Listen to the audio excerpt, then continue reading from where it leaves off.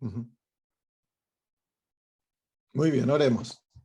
Nuestro amado Señor, cuán contentos estamos de poder reunirnos a tus pies, Señor, alrededor tuyo para estudiar tu palabra y ser enseñados por ti. Alabamos tu nombre, Padre, porque tú eres digno de recibir la alabanza, la honra, la gloria por tu bondad, por tu amor hacia nosotros, un amor tan desinteresado, Padre. Lo has entregado todo, lo has sufrido todo por nosotros. Y sin embargo, nosotros somos tan escuálidos en devolver amor a ti, Padre. Y queremos suplicar en estos momentos que tu Espíritu Santo se encuentre con nosotros, nos venga, Señor, a guiar en el estudio, que podamos, querido Señor, comprender lo que estamos estudiando y que el estudio, Señor, nos lleve a amarte, Padre. Nos lleve, Señor, a una entrega completa, un arrepentimiento profundo. Que nos lleve, Señor, a obedecerte, a caminar contigo en obediencia, en humildad, en sumisión, y que tú puedas glorificarte en nosotros, querido Señor. Gracias, Padre, en el nombre de Jesús. Amén. Muy bien. Estamos en el libro de Daniel, capítulo 11, que es la profecía más larga del libro de Daniel y también la profecía más detallada de este libro tan maravilloso. ¿Te acuerdas, Carolina, en qué versículo terminamos la semana pasada? 35. 35, muy bien. Voy a abrir a mis notas.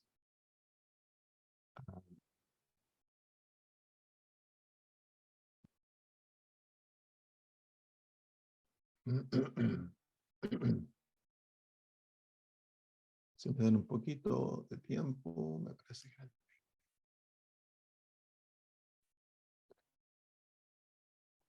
El 30.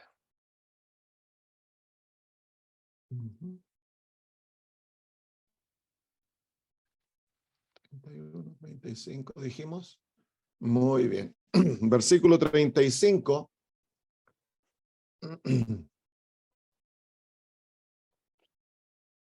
Dice, también algunos de los sabios caerán para ser depurados y limpiados y emblanquecidos hasta el tiempo determinado, porque aún para esto hay plazo. Entonces vimos que la palabra algunos está añadida, así que dice que los sabios caerán para ser depurados. La caída de estos sabios no es una caída de pecado, sino que es una caída de persecución. Caerán a través de la persecución que iba a ocurrir durante aquellos tiempos, donde millones perecieron. Y el propósito, Dios iba a tornar esta, ¿cómo se llama?, experiencia para el beneficio de ellos, para el beneficio de aquellos que cayeran. Dios la iba a volver en bendición y la iba a usar para ser depurados, limpiados y emblanquecidos. Ahí vimos como en el libro de Apocalipsis también se muestra a las almas que han sido perseguidas, que han muerto por su fe, cómo Dios les otorga vestidos blancos. Entonces, a pesar de que el enemigo, su plan es destruir a la iglesia a través de la persecución, nunca, yo no sé por qué Satanás sigue usando el mismo método, porque realmente causa mucho sufrimiento, mucha muerte, pero nunca el sufrimiento, la persecución ha destruido a la iglesia. Lo opuesto, la fortalece, la vuelve pura, la vuelve más fiel. Hay muchos que se añaden a la iglesia al ver el ejemplo de aquellos que mueren. Yo pienso que es porque su espíritu naturalmente, como dice el Señor Jesús en San Juan 8:44, que Él es el padre de la mentira y es un asesino desde el principio. Naturalmente odia tanto a aquellos que toman el lado de Dios, que eventualmente desea destruirlos. No puede aguantarse las ganas. Y cuando el plan más efectivo contra la iglesia es el mundanalismo, no la persecución. El plan más efectivo de Satanás es darle paz a la iglesia, hacerla popular, como ocurrió con el catolicismo, hacer que sus miembros se enamoren del mundo. Eso es lo que vuelve a la iglesia débil, a la causa desunión, porque los miembros nos volvemos egoístas, queremos lo nuestro, comenzamos a criticarnos los unos con los otros y todas aquellas resultados que vienen producto del mundanalismo, pero es el plan más efectivo. A través de las edades fue lo que causó la caída de la iglesia antes del diluvio, lo que causó la caída de Israel y lo que causó la caída del cristianismo. Siempre fue cuando Satanás pudo mezclar a la iglesia con el mundo. Y si vemos ahora, nuestra experiencia cristiana es débil, no tenemos una fe poderosa, no dedicamos nuestra vida a la predicación del evangelio, nuestra vida devocional es esporádica, es débil, producto de que estamos tan envueltos con las cosas del mundo, en ganarnos la vida, en tener una vida mejor. Vemos películas, la música mundana, las modas del mundo y todo aquello que el mundo nos ofrece va cautivando la mente del cristiano y lo lleva a tener una experiencia tibia, como se presenta la iglesia de la Odisea. Entonces, la persecución siempre ha hecho que la iglesia se vuelva victoriosa, a pesar del dolor, de la pena que se pasa, del sufrimiento, purifica a la iglesia. Y es por eso que a pesar de todo, Dios le permitió tener más de 1000 años de supremacía en el mundo, casi total, y no pudo Satanás erradicar a la iglesia. No pudo erradicarla. Lo opuesto, al final de los 1260 años, dice que Satanás está enojado con la mujer porque no la pudo erradicar. Y la mujer entonces le da paso, da nacimiento al remanente. Y el remanente es el último grupo que va a predicar el mensaje y va a traer el fin de todas las cosas. Muy bien, versículo 36. Dice, bueno, el versículo 35 dice, hasta el tiempo determinado, porque aún para esto hay plazo. Esos son los 1260 años y el tiempo determinado es el año 1798.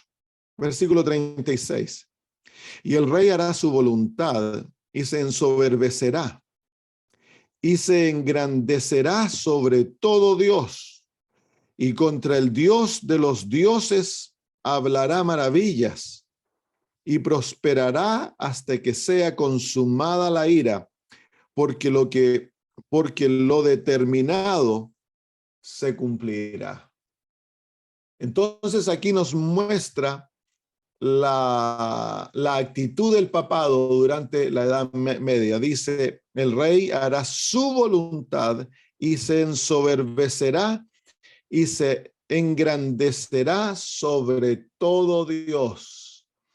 Hará esto y prosperará. El capítulo 8 de Daniel, el versículo 12 nos presenta lo mismo. A un ser orgulloso, exaltado. A causa de la prevaricación le fue entregado el ejército junto con el continuo sacrificio y echó por tierra la verdad e hizo cuanto quiso y prosperó. Entonces eso fue lo que ocurrió durante la Edad Media, durante el poder del papado. Hizo lo que quiso y prosperó. Dios permite este tiempo para que la maldad produzca sus frutos, para que no quede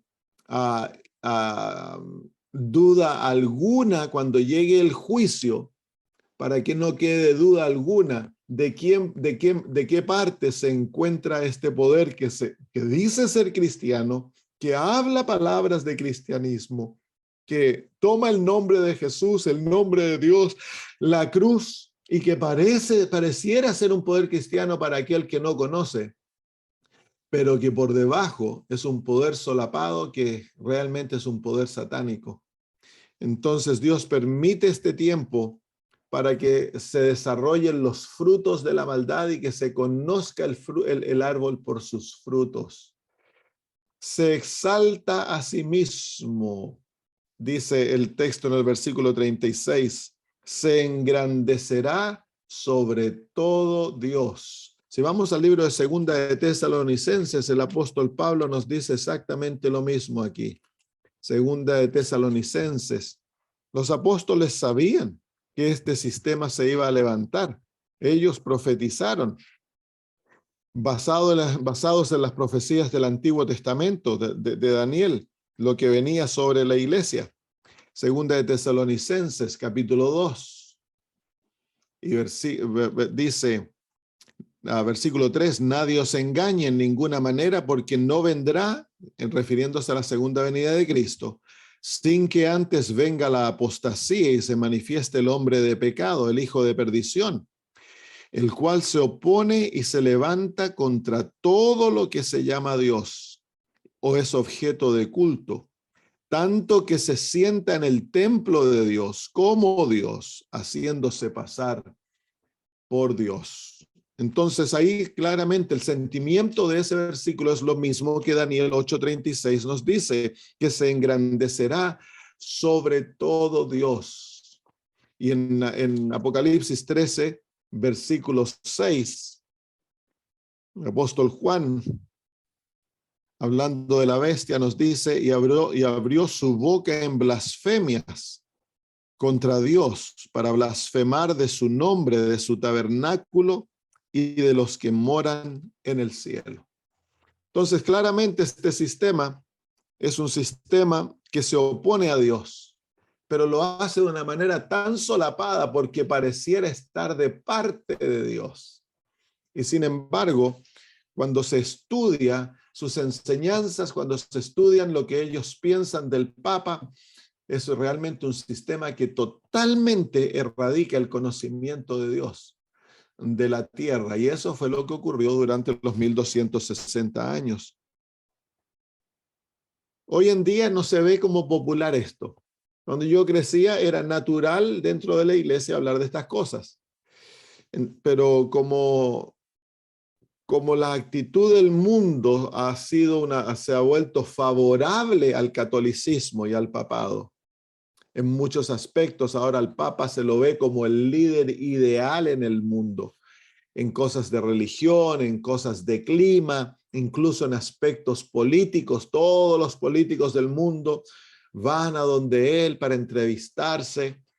Entonces ha cambiado la manera de pensar del mundo. Entonces dentro de la iglesia ahora ya no se ve como tan favorable que hablemos en forma tan abierta en contra de este sistema. Pero es lo opuesto, es nuestro mensaje. Nosotros no podemos callarnos. Si nos callamos, entonces vamos a ser perros mudos, nos llama el Antiguo Testamento. Hemos de aprender a llevar nuestro mensaje a pesar de la actitud que el mundo tenga, porque tarde o temprano el mundo va a ver los resultados del papado tomando el poder. Pero va a ser demasiado tarde, dice la hermana de White. Muy bien, versículo 36 nuevamente dice, y el rey hará su voluntad y se ensoberbecerá y se engrandecerá sobre todo Dios. Fue su manera de actuar durante la Edad Media, se ensoberbeció. Cuando uno lee las historias de los papas, hacían lo que querían, nadie les podía llamar la atención, eran el soberano supremo, ni siquiera los reyes de la tierra podían llamarlos, eran degenerados, totalmente degenerados. Tenían poder absoluto. Y eso es lo que nos muestra aquí. Tenían poder absoluto en materias políticas y religiosas. Muy bien. Contra el Dios de los dioses hablará maravillas. Hablará maravillas. En Daniel capítulo 7 se nos muestra lo mismo. Versículos 8 y 11. Dice, mientras yo contemplaba los cuernos, he aquí que otro cuerno pequeño salía entre ellos y delante de él fueron arrancados 3 cuernos de los primeros. Y he aquí que este cuerno tenía ojos como de hombre y una boca que hablaba grandes cosas. Así que se lo presenta como teniendo una boca que habla grandes cosas o maravillas, dice el versículo 11. Yo entonces miraba a causa del sonido de las grandes palabras que hablaba el cuerno. Miraba hasta que mataron a la bestia y su cuerpo fue destrozado y entregado para ser quemado en el fuego. Así que boca que habla grandes cosas, versículos 20 y 25. Así mismo acerca de los 10 cuernos que tenía en su cabeza y del otro que le había salido, delante del cual habían caído 3, y este mismo cuerno tenía ojos y boca que hablaba grandes cosas y parecía más grande que sus compañeros. Versículo 25, y hablará palabras contra el Altísimo, y a los santos del Altísimo quebrantará y pensará en cambiar los tiempos y la ley, y serán entregados en su mano hasta tiempo y tiempos y medio tiempo. Apocalipsis capítulo 3, estamos viendo este aspecto del papado, que tiene una boca que habla grandes cosas, que habla maravillas contra el Dios del cielo. Capítulo 13, versículos 5 al 6 de Apocalipsis. También se le dio boca que hablaba grandes cosas y blasfemias, y se le dio autoridad para actuar 42 meses. Muy bien, entonces la boca que habla grandes cosas son las enseñanzas del catolicismo. Se enseña que el Papa toma el lugar de Dios, Él es Dios en la tierra, hay muchas citas de eso. Se enseña que Él toma el lugar de Cristo, que Él tiene toda la autoridad de Cristo en la tierra, que Él puede cambiar la ley de Dios, producto que Él es Dios, que Él puede cambiar los mandatos de Jesús, las enseñanzas de Jesús. Es por eso que el Papa siente la libertad de aprobar el ateísmo y la evolución como algo correcto. Luego las enseñanzas contra el carácter de Dios, como el Dios enojado, como el Dios que está dispuesto a destruir al pecador, como el Dios que quema a los impíos en el infierno, los quema por la eternidad, las enseñanzas del purgatorio, las enseñanzas de las oraciones a los santos, y eso está basado en la enseñanza del carácter de Dios. Dios está tan enojado de que ni siquiera el sacrificio de Cristo puede atenuar la ira de Dios contra el pecador. Así que se necesitan los santos, se necesita la Virgen. Incluso Cristo está tan enojado con el pecador que la Virgen le tiene que mostrar sus senos, como él cuando era niño tomó leche de aquellos senos. Entonces eso hace que haya misericordia. Puras falsedades, porque la Biblia no enseña nada de eso. Entonces, todas las enseñanzas católicas tienden a degradar la imagen de Dios en la mente del que adora. Se lo ve como un Dios distante, a un Dios lejano, al Dios enojado, al Dios lleno de ira que está listo para destruirnos. Entonces, esas son las enseñanzas contra el Dios del cielo. Al Dios que para aplacarlo hay que hacer mandas y peregrinajes, hay que mostrar codos, rodillas sangrientas, sacrificios personales para aplacar la ira del Dios del cielo. Entonces, esas son las enseñanzas en contra del Dios, y hay tantas otras, tantas enseñanzas que no hemos de olvidarnos, porque Dios nos llamó a desenmascarar este sistema. No hemos de odiar a los hermanos católicos, hemos de amarlos, son hijos de Dios. Ellos son nuestros hermanos que se encuentran en Babilonia, por eso Dios los llama pueblo mío. Pero hemos de desenmascarar el sistema. Con amor hemos de presentar a estas verdades a aquellos que lo permiten, cuando el tiempo es correcto. No hemos de, cuando nos encontramos con un católico, no hemos de darle con el mazo en la cabeza. Hemos de amistarlos, hemos de ganarles el corazón, hemos de exaltar la verdad, no el error. El error ha de ser desenmascarado a través de la presentación de la verdad, del evangelio, del carácter de Cristo. Por ejemplo, La semana pasada, como les dije, estaba llevando yo a cabo una campaña evangelística. Teníamos una señora católica, o varios católicos viniendo, y entre ellos una señora católica libanesa. Ellos tienen un catolicismo muy fuerte, muy fuerte. Ellos son especialmente, se llaman marianos, ellos, el centro de su adoración es María. Y tuvimos que presentar la marca de la bestia y todas esas verdades proféticas, y le afectó mucho. Pero el Espíritu Santo estaba tan presente en las reuniones que ella no dejó de venir, siguió asistiendo, y la iglesia, una iglesia con tanto amor que le había ganado el corazón. Y el último viernes, el viernes de noche, hice un llamado y ella se puso de pie para bautizarse. Ganó el Señor. ¿Por qué? Por el contexto en el cual se presentaron estas verdades. Yo soy muy amigo de ellos, ya me conocen, me quieren mucho, ellos saben el amor que tengo por ellos. Entonces, cuando nosotros presentamos estas verdades, hemos de presentarlas en el contexto de un amor profundo hacia ellos. No debe haber odio hacia católicos ni al catolicismo. Hay que amar al católico.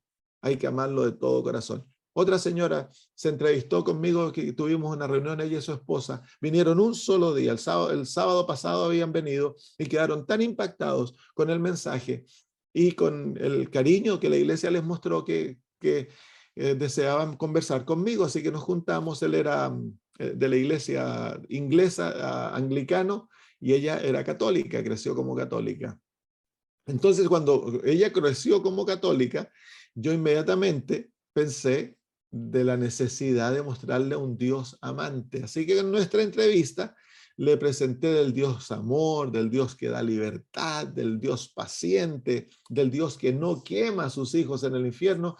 Al final ella, que yo quedó tan sorprendida, me dice: esto yo nunca lo había escuchado, nunca le critiqué su catolicismo. Le presenté a un Dios, al Dios de la Biblia. Y dice, entonces, al final ella y el esposo dijeron, porque les ofrecimos estudios bíblicos, los aceptaron. Y ellos dijeron: bueno, si nos volvemos adventistas, entonces, donde vayamos, porque viajan mucho, vamos a ir a la iglesia adventista. Y el sábado se encontraba ella, el esposo no pudo venir, pero ella vino a ver el bautismo, y al final me dice: en esta iglesia hay mucho amor, me dice. Entonces, esa es la manera que hay que ganar al católico, no a palos en la cabeza, sino que hay que presentarles las verdades maravillosas de la Biblia. Va a llegar el tiempo de presentarles las profecías y hay que hacerlo. Pero si hay un fundamento que ya se ha puesto, que es el fundamento del amor de Cristo, del plan de la salvación, del Dios maravilloso que tenemos, ellos naturalmente van a ir comparando eso con la religión que ellos tienen, y eso va preparando el terreno para cuando se presentan las verdades abiertas en contra del papado y de sus enseñanzas. Pastor, disculpe que lo interrumpa, me encantó escucharlo porque justamente tenía en este momento una discusión con mi esposo, pero en buena, por si acaso, que el hecho de que de repente nosotros nos tiramos con el mensaje del tercer ángel y empezamos la iglesia católica, la bestia, que aquí, que allá y todo, y eso, en vez de acercar a la gente al mensaje, la aleja. Claro, No vamos con el amor de Cristo primero, sino que vamos al tiro. claro. Entonces, con lo otro, estoy totalmente de acuerdo que la idea es que la iglesia predique el mensaje del tercer ángel, lleve a la gente, pero también tenemos que tener mucho cuidado. Lo digo porque yo fui una ex católica también, entonces hay que tener mucha precaución porque Claro, cuando uno ha sido nacido en hogar católico, viene con un sinfín de tradiciones, y si tú claro. como dice usted, va y lo apalea a golpes, primero tirándole todo lo que, el conocimiento que tiene la iglesia, en vez de acercarlo, lo va a alejar del Alejar. mensaje y se va a transformar Claro, realmente en un enemigo serio posteriormente. claro. Gracias, hermana María. Sí, miren, es que nosotros muchas veces comenzamos nuestra prédica con el primer ángel, pero los mensajes de los tres ángeles tienen un contexto, es el evangelio eterno. Y el evangelio eterno dice que el primer ángel llevaba el evangelio eterno para predicarlo a todas las naciones. Así que hay que predicar el evangelio eterno antes de predicar los tres ángeles. Ese es el contexto de los tres ángeles, es el evangelio eterno. Si nosotros predicamos el Evangelio eterno, ganamos el corazón del católico para Cristo, para la verdad y todo aquello, y luego hay que predicar el primer ángel va antes del segundo, es el segundo que presenta Babilonia y tercero presenta la marca de la bestia. El primer ángel presenta el mensaje de la justicia por fe, presenta el juicio, presenta el sábado, presenta todas estas cosas maravillosas que antes de sacar la espada y presentar a Babilonia, todo eso tiene que hacerse antes. Hay que enseñar el carácter de Dios. Eso es el Evangelio eterno, la autoridad de las Sagradas Escrituras. Todo eso sin atacar directamente a lo que ellos creen. Ese es el Evangelio eterno. Y luego el primer ángel. Eso prepara el terreno para la recepción de las verdades más directas. Gracias, hermana María. Versículo 37. Muy bien, entonces, bueno, el versículo 36 dice, prosperará hasta que sea consumada la ira, porque lo determinado se cumplirá. Entonces, la consumación de la ira tiene dos aspectos, porque se nos presenta en Daniel el hecho de que el papado tiene la primera existencia de los 1260 años. Pero la consumación de la ira es cuando Dios interviene para destruir el pecado. Entonces, este sistema va a prosperar y eso es lo que estamos viendo nosotros ahora. Vemos a este sistema prosperando nuevamente porque ha resucitado y va a llegar el momento que va a tener la misma prosperidad de la Edad Media y va a ser destruido por Cristo en su segunda venida, va a ser echado al lago de fuego, no se nos dice las Sagradas Escrituras. Ahí va a ser cuando va a ser finalmente destruido. Entonces, vemos nuevamente que viene un periodo de prosperidad. Tiene dos periodos de prosperidad este sistema. Luego dice el último plazo, dice, porque lo determinado se cumplirá. Entonces, las profecías nos muestran que este sistema tiene un periodo de prosperidad en la Edad Media, luego se le inflige la herida mortal y luego nuevamente resucita y va a controlar el mundo por un periodo corto. Y luego lo que está determinado se cumplirá. ¿Qué es lo que está determinado? Que este sistema va a llegar a su fin, va a ser destruido y va a ser rechazado. Antes que sea destruido por Cristo, va a ser rechazado nuevamente por todo el mundo. Muy bien, vamos al versículo 37. Del Dios de sus padres no hará caso. ¿Cuál era el Dios de sus padres? Bueno, leamos todo el versículo. Ni del amor de las mujeres, ni respetará a Dios alguno, porque sobre todo se engrandecerá. Entonces, el Dios de sus padres, porque es un sistema que proviene del verdadero cristianismo, del verdadero Dios, del Dios que creyeron los apóstoles, del Dios que creyó la iglesia primitiva, él no hará caso, dice, no hará caso. No se somete a la voluntad del Dios del verdadero cristianismo, sino que se enorgullece sobre este Dios y él cambia su ley, hace su voluntad, no la voluntad de Dios. Es un poder satánico, muestra la mentalidad satánica en esto, en el hecho de que quiere llegar a tomar el lugar de Dios en la tierra. Lo hizo durante la Edad Media, se declaró Dios y lo va a volver a hacer en las últimas horas de este mundo. Por eso es que demanda la adoración del mundo, impone su propia ley e demanda completa subyugación a su voluntad en la adoración de un día falso, de un día de reposo falso. Muy bien, del Dios de sus padres no hará caso, ni del amor de las mujeres. ¿Quién es este amor de las mujeres que se nos presenta aquí? Bueno, aquí algunos dicen de que está hablando, ¿no? Del hecho de que el papado prohibió que los sacerdotes, los pastores de la iglesia se casaran, que no pudieran disfrutar del amor de las mujeres.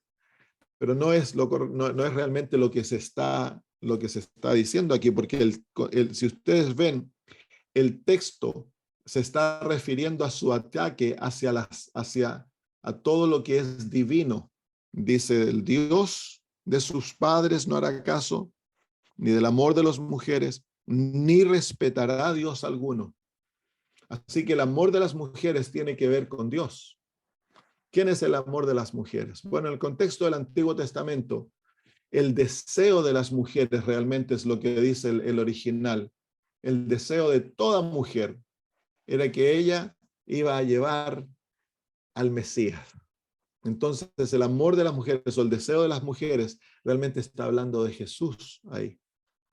Porque desde que Dios le otorgó la promesa en Génesis 3:15 a Eva, esa promesa se pasó como un legado sagrado de generación en generación a través del pueblo de Dios. Y era el deseo de toda mujer quedar embarazada con el Mesías, que ella iba a traer al mundo al Mesías. Ese es el amor de las mujeres o el deseo de las mujeres. Y a Cristo se lo llama el deseado de todas las gentes. La profecía de Malaquías. Así que este sistema no le iba a hacer caso a Dios, ni del amor de las mujeres, ni del deseo de las mujeres, ni del Mesías. Él iba a hacer caso, se iba a exaltar sobre todos ellos. Y eso fue exactamente lo que hizo.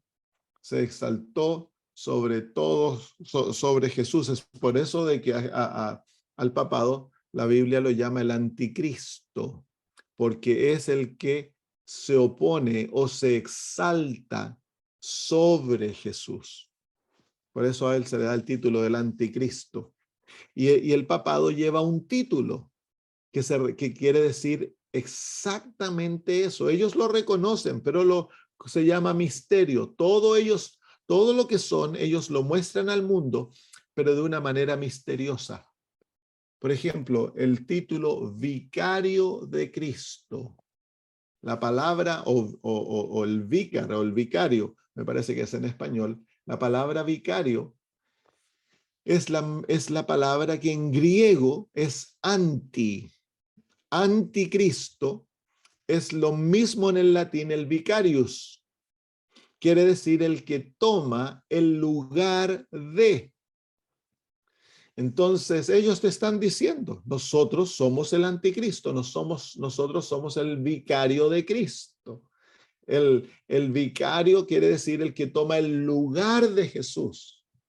Y el título, Vicarius Filii Dei, es el título que el papado, ¿cómo se llama?, llevó durante la Edad Media, ha sido reconocido por ellos, pero no es necesario ese título, porque es un título más escondido de ellos, porque están abiertos en cuanto al número 666, así que ellos llevan el otro título, que es el vicario de Cristo, el Vicarius Christi, que a veces lo dicen en latino.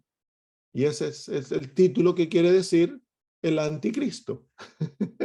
Así que ellos lo reconocen, pero como dice Misterio Babilonia la Grande, ellos todo lo que son te lo muestran, pero en forma de misterio. Está todo enredado para que solamente aquellos que son entendidos puedan conocerlo.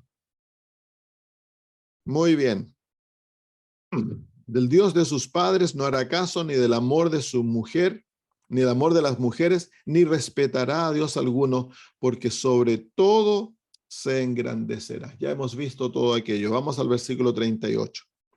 Más honrará en su lugar a un Dios de las fortalezas, Dios que sus padres no conocieron, lo honrará con oro y plata, con piedras preciosas y con cosas de gran precio. Aquí se encuentra el otro Dios de los católicos. El catolicismo es una religión politeísta. Ellos tienen un número de dioses. Y entre ellos está el Papa, que es Dios. Y luego se encuentra este Dios que dice aquí, el Dios de las fortalezas, que ellos engrandecen, lo honran con oro y plata y con piedras preciosas y cosas de gran precio. ¿Quién es este Dios? ¿Quién es el Dios que la Iglesia Católica se lo honra, se lo adora y se lo honra con oro, con plata, con piedras preciosas y con cosas de gran precio. Es la Eucaristía, la misa, la galletita. Como se lo llama la Eucaristía, ¿no? Y es el Dios de los católicos. Se lo pone en el altar.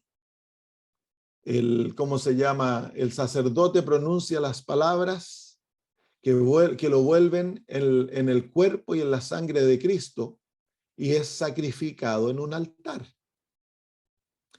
Y luego se lo adora. Cuando está en el... Hay una palabra técnica, donde se lo pone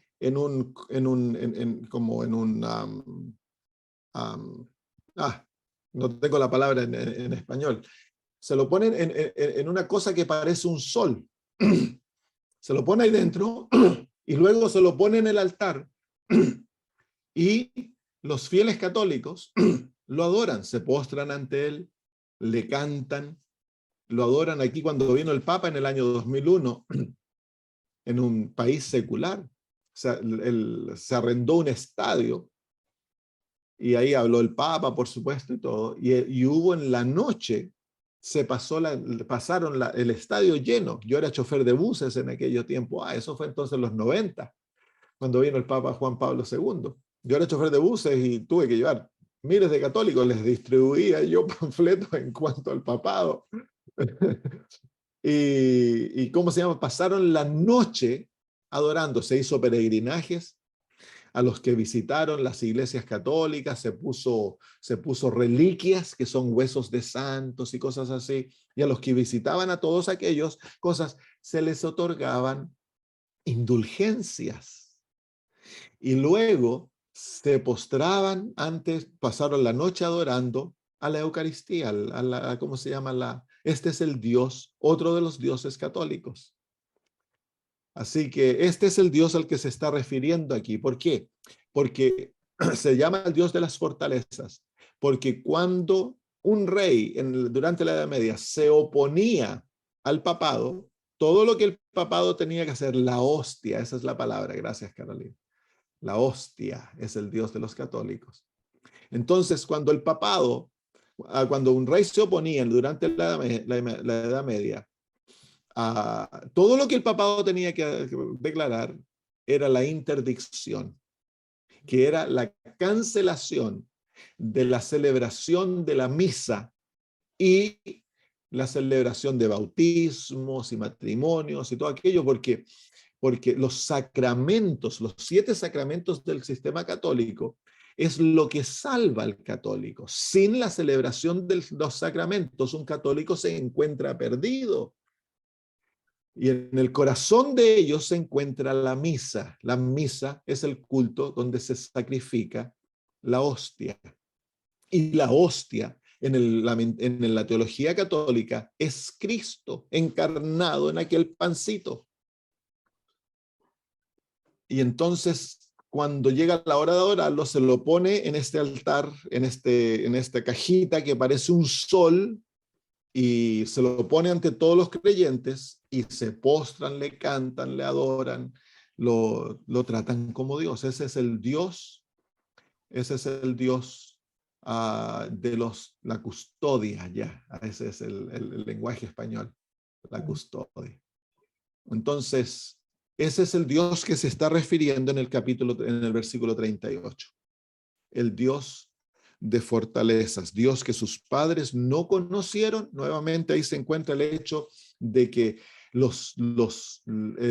esto nos muestra que el catolicismo romano no es cristianismo antiguo, es un falso cristianismo, porque el catolicismo, el papado reclama que ellos son la iglesia primera, que ellos van de derecho hasta los apóstoles, y que Pedro fue el primer papa. Pero aquí se nos dice que a ese sistema sus padres no conocieron. Entonces se nos muestra claramente en las Sagradas Escrituras que el catolicismo es la apostasía de un del cristianismo antiguo, del cristianismo primitivo. Pero sus padres no conocieron a ese Dios. La misa es una tergiversación de lo que Dios instituyó, de lo que Jesús instituyó en el lugar de la Pascua, que era la Santa Cena. La Santa Cena es lo que Dios le otorgó a los cristianos primitivos para celebrar la muerte de Cristo, pero no es una encarnación de Jesús, porque en la misa, cada vez que se celebra la misa, Cristo está siendo crucificado nuevamente. Cristo está siendo sacrificado nuevamente. Y si tú entiendes, el sacerdote a través de la oración cuando se celebraba la misa en latín, las palabras que se usaban para que ocurriera el milagro era hocus pocus.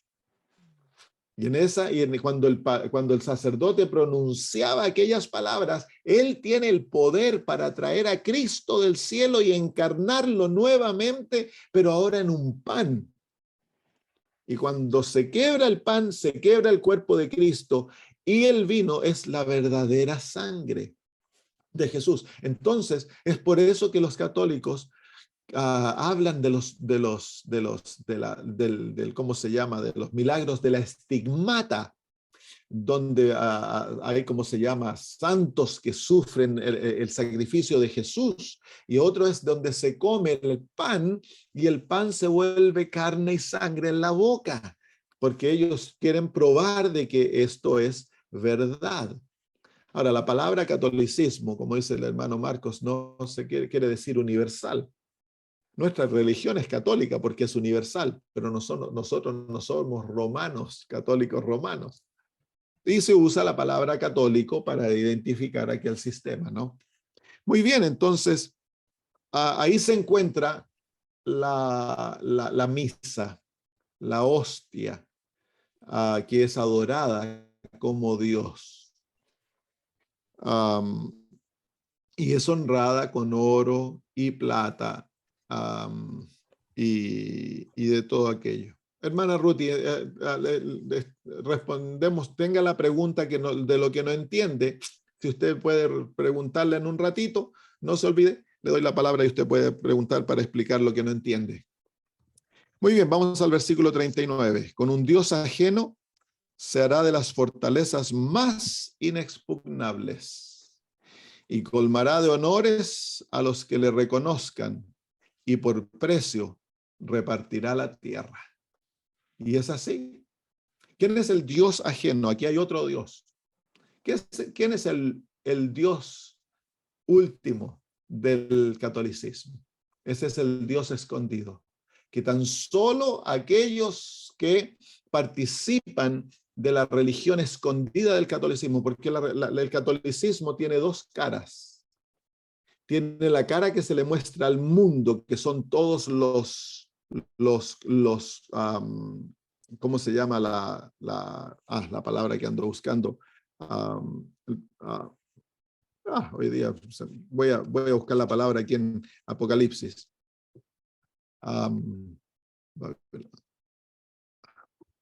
Recién dije esa palabra y ahora se me escapó. Capítulo 17, misterios. Ellos presentan su religión en forma de misterios al mundo y pareciese ser cristianismo, porque usan todos los términos de cristianos.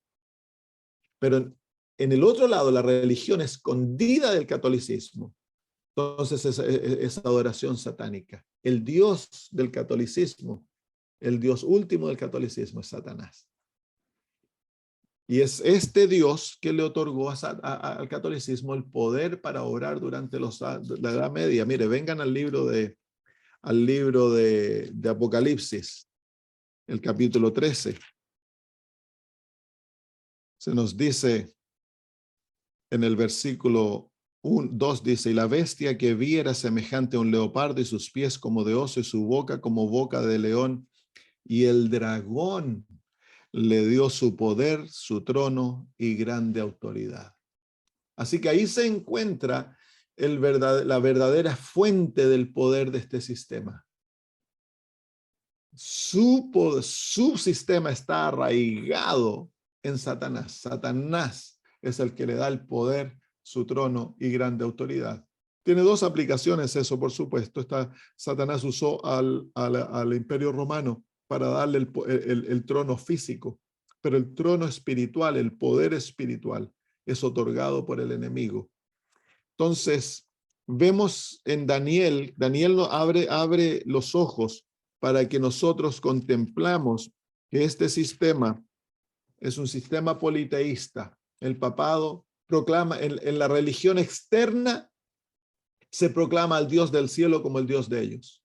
Pero se ha tergiversado tanto el carácter de Dios que en vez de presentar a un Dios, al Dios de la Biblia, se presenta un Dios con características satánicas. Entonces, en vez de la gente amar a aquel Dios, lo temen con un temor que no es el temor bíblico.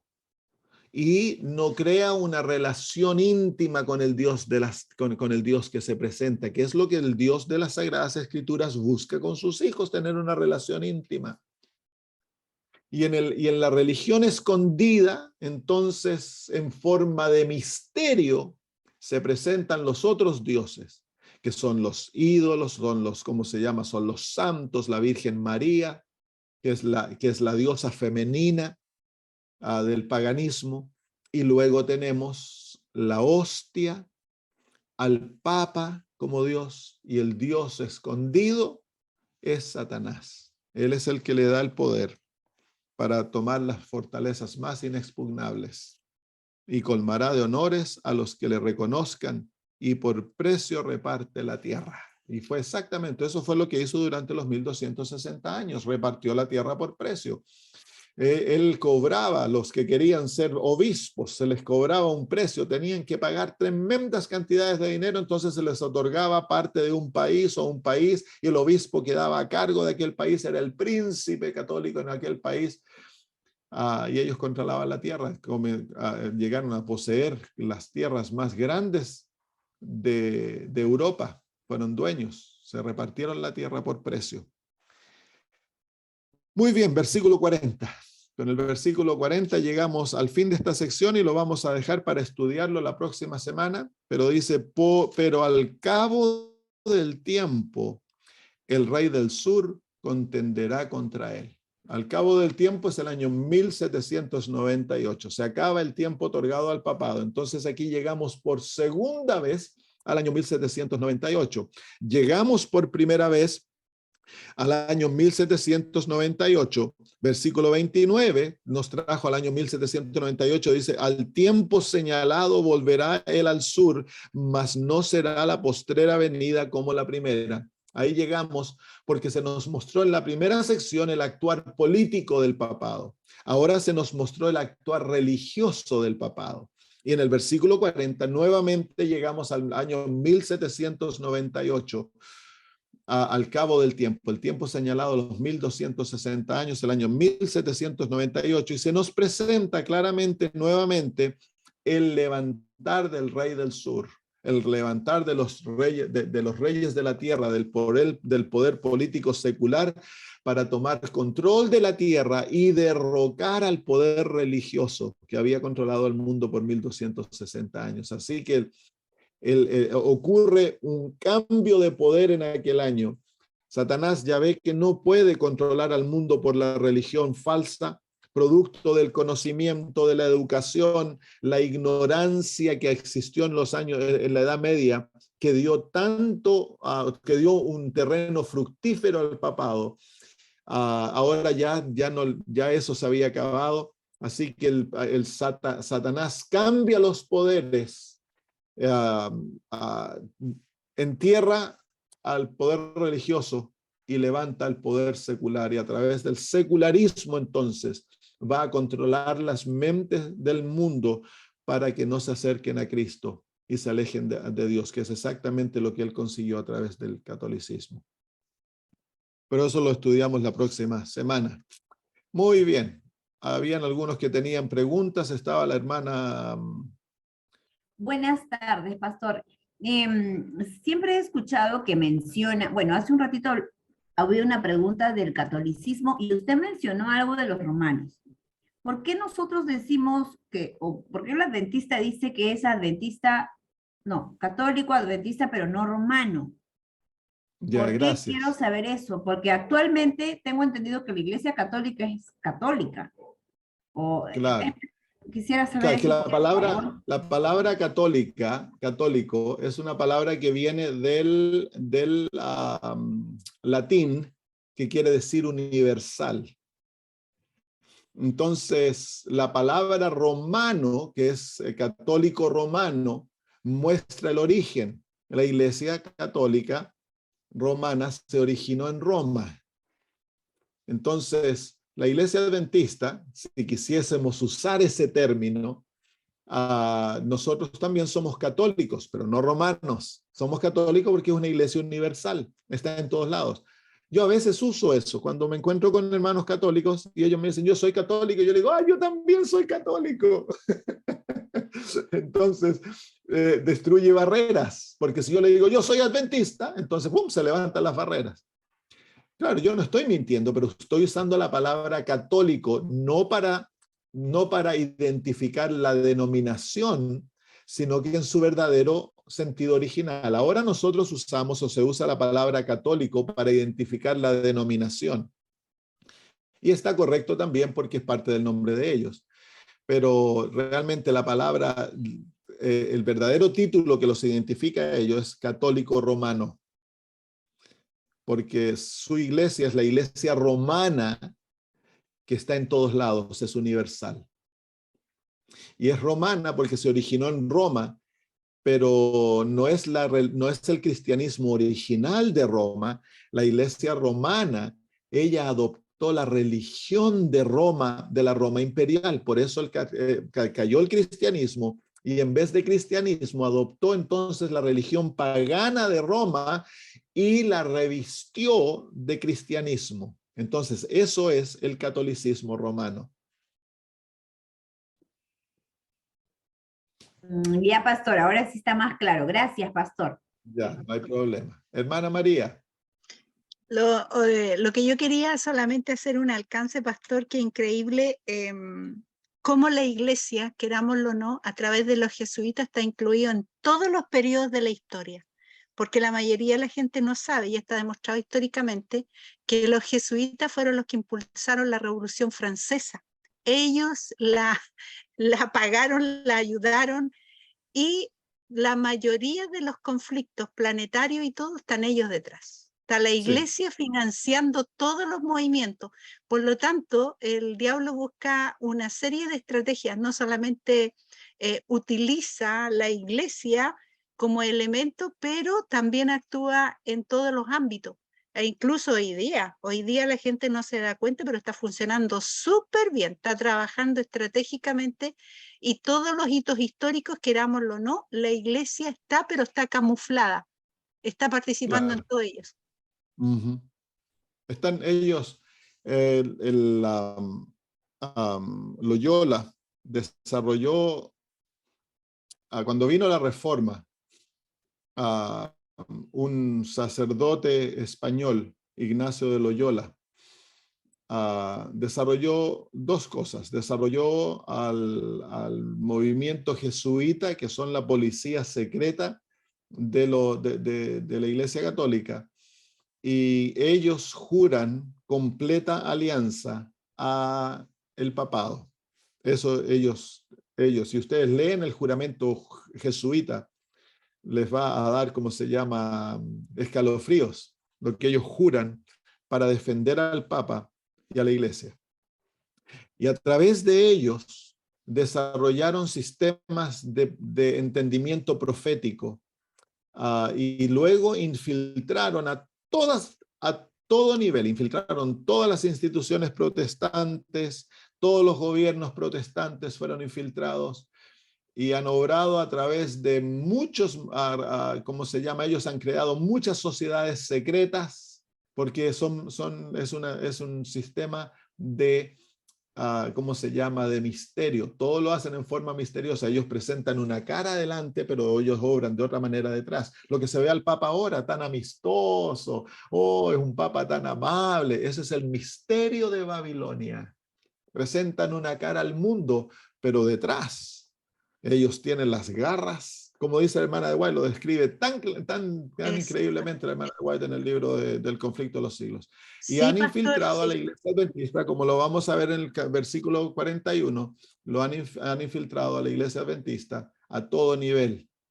Y es por eso que vemos Incluso, lo que se ve hoy día. ¿Sí, hermana María? sí, incluso, pastor, cuando fueron interrogados los de la SS, que son pero sanguinarios, es cosa de ver lo que sucedió en la Segunda Guerra Mundial, ellos dicen que siguieron las instrucciones y las enseñanzas que se le plantea a los jesuitas de cómo actuar contra el enemigo. Entonces, cuando uno lee eso, puede entender perfectamente que lo que viene es la última persecución.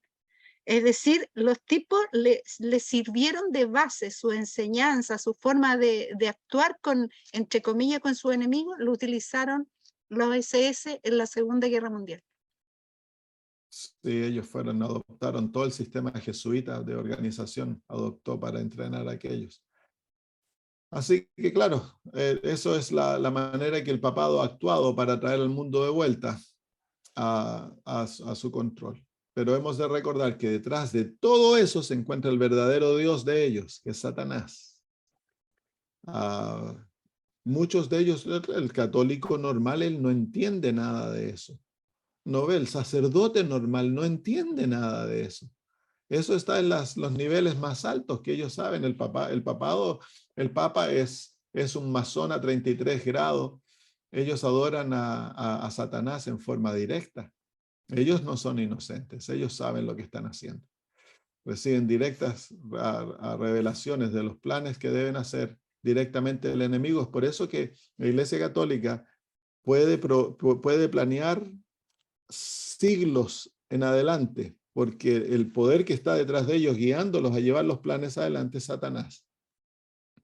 He aquí el poder más oscuro en el mundo, la Iglesia Católica. No hay otro poder más oscuro que controle todo. Es por eso que en Apocalipsis 17 y 18 se muestra el verdadero control que ella ha tenido. Lo controla todo, el mundo económico, el mundo político. Todo está controlado por ella. Todo el mundo está controlado por ella. Así que, y Dios levantó a la iglesia adventista para que desenmascara este sistema. Así que no hemos de tener vergüenza, pero como dijimos antes, hemos de hacerlo con mucho amor, porque estamos nosotros tratando de ganar a almas, sacar a hijos de Dios de aquel sistema. Hemos de tener paciencia, amor a los sacerdotes, si podemos acercarnos y podemos, ¿cómo se llama?, compartir con ellos. Hay muchos sacerdotes, especialmente en Centroamérica, que se han vuelto adventistas del séptimo día. Hemos ganado obispos. Yo conocí la historia de un monseñor que se hizo adventista del séptimo día y luego él hacía campañas evangelísticas y las hacía vestido de monseñor. El monseñor es más alto que el obispo, tiene más poder que el obispo.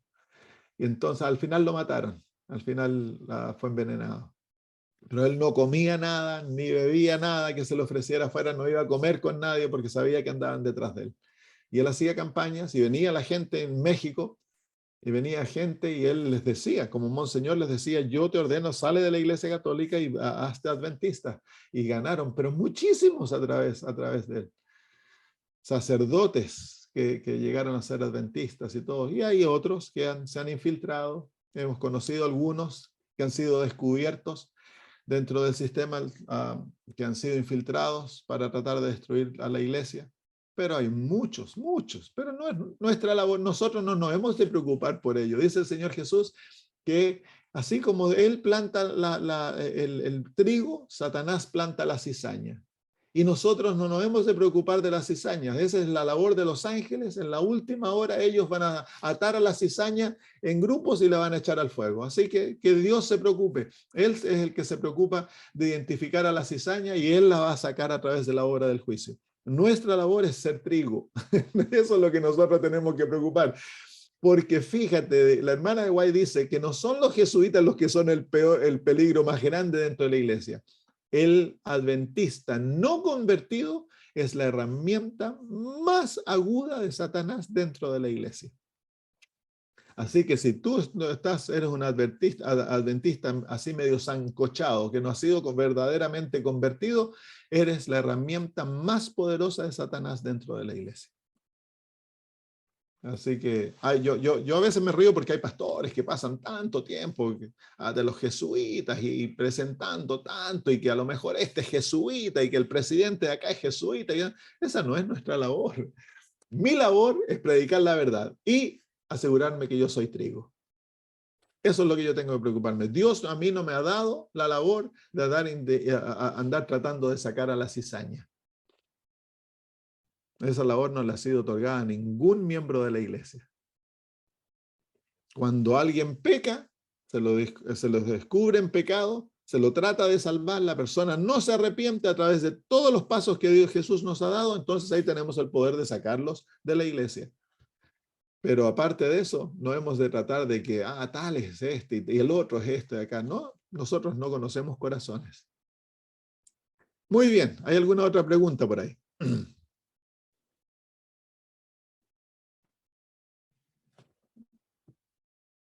No, muy bien. Bueno, entonces, el ánimo es, hagámonos la pregunta, ¿soy trigo o soy cizaña? Camino con Cristo, lo amo de todo corazón, me he sometido a Él y a su voluntad con toda mi alma, controla Él mi vida, mis pensamientos, es Él mi amor supremo. Ahí se encuentran las preguntas para ver si soy trigo o soy cizaña. Si no amo a Cristo, si mi vida no está controlada por Él, si Cristo es tan solo alguien que está en mi boca, pero mi vida no está controlada por Él, entonces yo soy como el Papa. Soy un papa dentro de la iglesia. Voy a causar problemas, voy a traer mundanalismo, voy a crear división, voy a andar hablando de los demás. Satanás se manifiesta a través mío dentro de su pueblo. Entonces hemos de ser honestos con nosotros mismos. Saca los ojos de los demás y ponlos en ti y hazte la pregunta: ¿soy trigo o soy cizaña? Pregúntale al Señor en oración. Investiga tu corazón para que no te engañes a ti mismo. Si amas el pecado, si amas el mundo, pero vas a la iglesia los sábados, eres cizaña. Si en la casa eres monstruo o monstrua, si andas controlando a tu esposo o tu esposa, las palabras que salen de tu boca son como la lengua del demonio, eres cizaña. Si te andas hablando de los defectos de los demás y criticando al pastor, al presidente, y eso te deleitas en aquello, eres cizaña, no eres trigo. Para ser trigo hay que ser como Jesús, hay que tener su amor, su paciencia, su ternura, su fidelidad, su obediencia, su dedicación a Dios. Hay que amar a Dios de todo corazón y a nuestro prójimo como a nosotros mismos. Si Él te controla, si estás sometido a Él, si su voluntad es suprema y anhelas vivir para Él, si el pecado es odioso, tu corazón, entonces eres trigo. Has sido convertido de corazón, odias el mundo, anhelas alejarte de allá, entonces eres trigo. No hemos de engañarnos, hermanos, porque va a llegar la hora que los ángeles del cielo van a separar al trigo de la cizaña. Lo llamamos eso a través de la experiencia del zarandeo. Van a ser sacados y la iglesia va a quedar puro trigo. Dice la hermana Guay que compañía tras compañía abandonarán nuestras filas. Mientras Dios va a traer trigo lo va a traer de Babilonia. A lo mejor a los que nosotros creíamos que eran cizaña, eran trigos.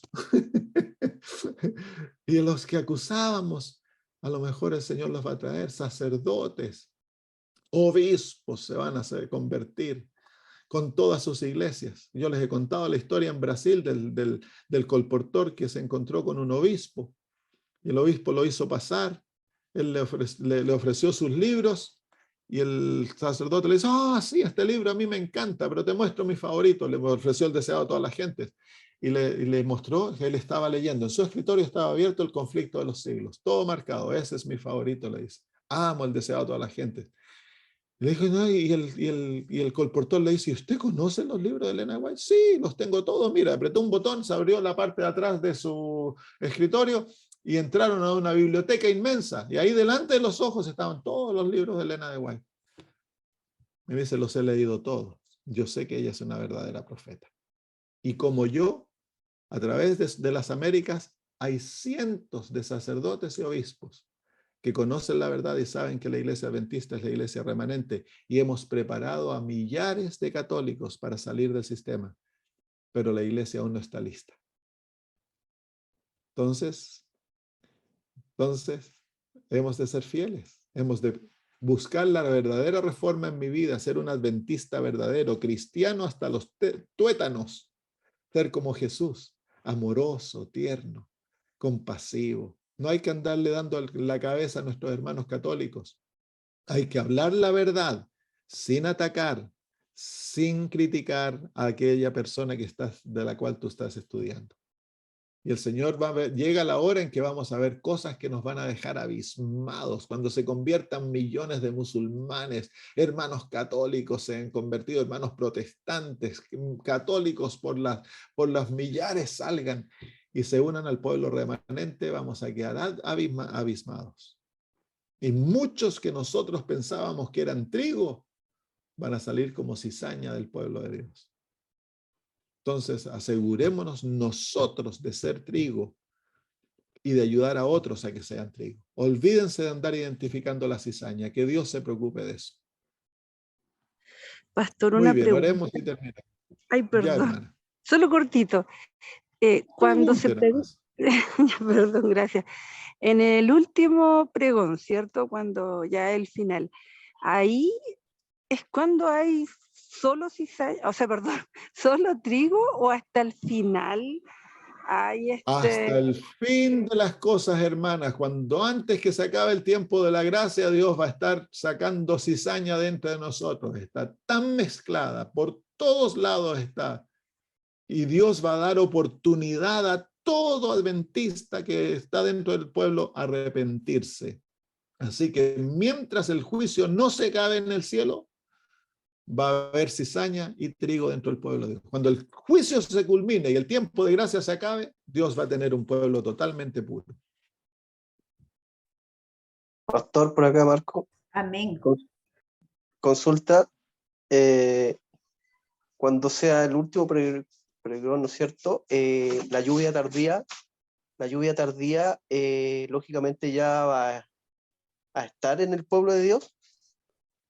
Claro, Porque el último pregón es el producto del derramamiento de la lluvia tardía, que es el resultado de la lluvia temprana. La lluvia temprana es la que nos prepara para la lluvia tardía, es la que desarrolla el carácter de Cristo y nos da su justicia. Eso es lo que debemos nosotros estar recibiendo ahora, la lluvia temprana.